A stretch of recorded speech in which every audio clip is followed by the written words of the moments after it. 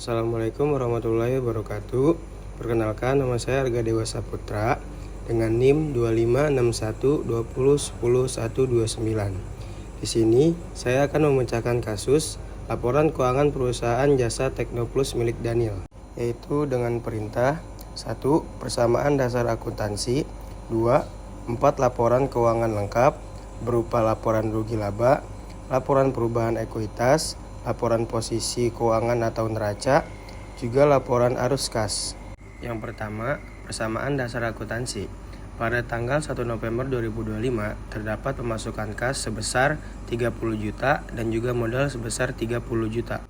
Kemudian pada tanggal 4 November 2025 terdapat pengeluaran untuk membeli peralatan komputer sebesar 12 juta dan pengeluaran kas sebesar 12 juta. Kemudian pada tanggal 8 November 2025 terdapat pengeluaran untuk membeli perlengkapan kantor sebesar 2 juta dalam bentuk kredit dan pengeluaran membayar utang sebesar 2 juta.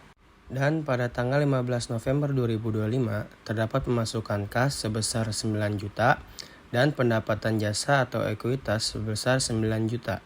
Kemudian pada tanggal 25 November 2025 terdapat pembayaran beban secara tunai, di antara lain adalah beban gaji sebesar 3 juta, beban sewa sebesar 1.200.000, beban air dan listrik sebesar 600.000, beban lain-lainnya sebesar 400.000, dan total kas yang dikeluarkan sebanyak 5.200.000. Kemudian pada tanggal 28 November 2025 terdapat pengeluaran untuk membayar utang sebesar 1.200.000 dan pengeluaran kas sebesar 1.200.000. Kemudian pada tanggal 30 November 2025 terdapat penyesuaian perlengkapan, yaitu perlengkapan awal sebesar 2 juta, sisa 700.000 berarti dipakai 1.300.000 sebagian beban, dan beban perlengkapan sebesar 1.300.000 dan perlengkapan berupa aset sebesar 1.300.000.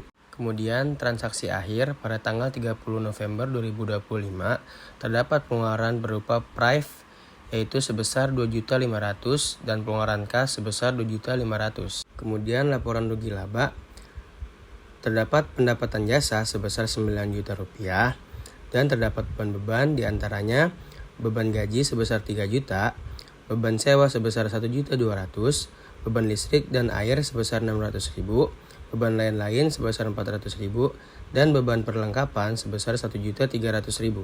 Dan total semua beban sebesar 6.500.000.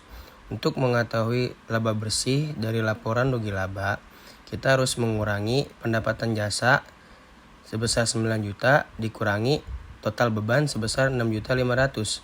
Jadi total keseluruhan adalah 2.500.000. Kemudian ada laporan perubahan ekuitas, yaitu modal Daniel pada tanggal 1 November 2025 sebesar 30 juta, ditambah laba bersih di bulan November 2025 sebesar 2.500.000, total sebesar 32.500.000 dikurang Prev Daniel sebesar 2.500.000, jadi total keseluruhan adalah 30 juta.